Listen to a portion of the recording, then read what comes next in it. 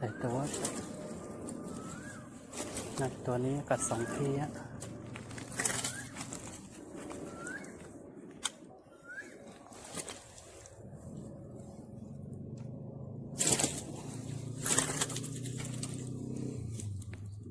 กัด2 ที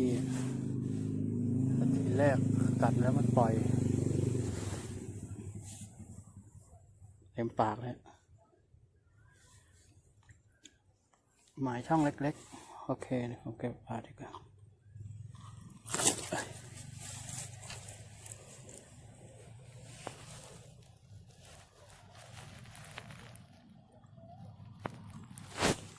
คืนเลย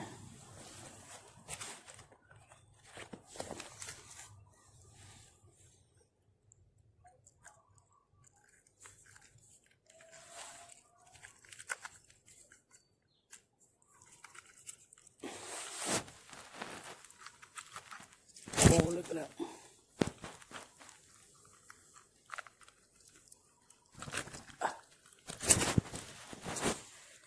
โอเคเอาครับตัวใหญ่หน่อย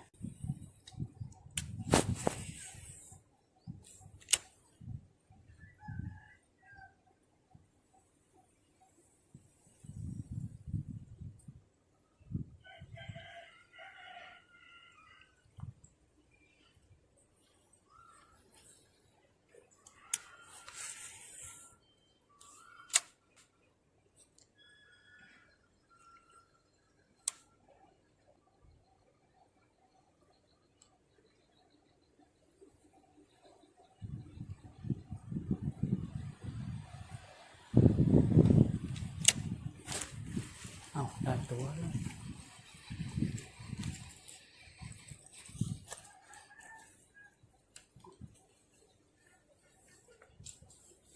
ล้วก็จะไม่ได้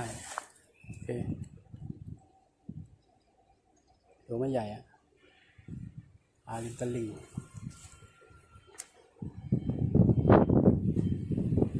โอเค